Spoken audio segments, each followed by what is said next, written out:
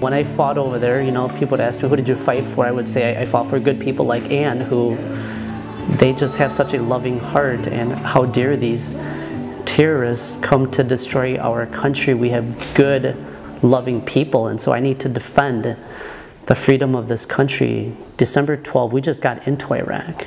We walk through this, we drive past this, and there could be IEDs in all this, in the sand and the garbage. There could be snipers up there, detonated that IED. So the grace of God saved me, because if they would have waited maybe 3 or 4 more seconds, that would have been me. So then desperate times, it calls for desperate deals with God. So I said to God, hey God, these people are dying all around me. I want to come back to Wausau. I want to spend time with my family, with my wife. I'll make a deal with you.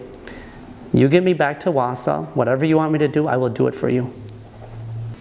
So then I wanted to become a pastor of a multi-ethnic church.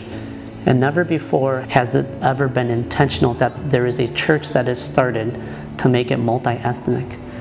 The more that I taught in my classroom, I realized that, what's really cool about a classroom is I'm teaching students of all color. I'm teaching black students, Hmong students, white students, Hispanic students. And the more that I was thinking about that, God kind of really spoke into my heart. He's like, Yao, this is how your church should be. It should be a diverse population, just like your classroom. So all my life, I was a Hmong person going to a Hmong church.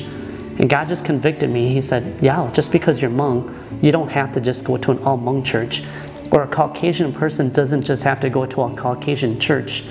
The Bible tells us that we're to go and make disciples of all nations.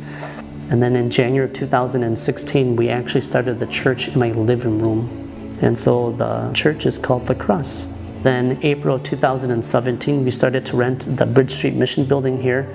So we have all different types of ethnicities that come here. We're predominantly Hmong and Caucasian, but we've had blacks and Hispanics also come, Native Americans also.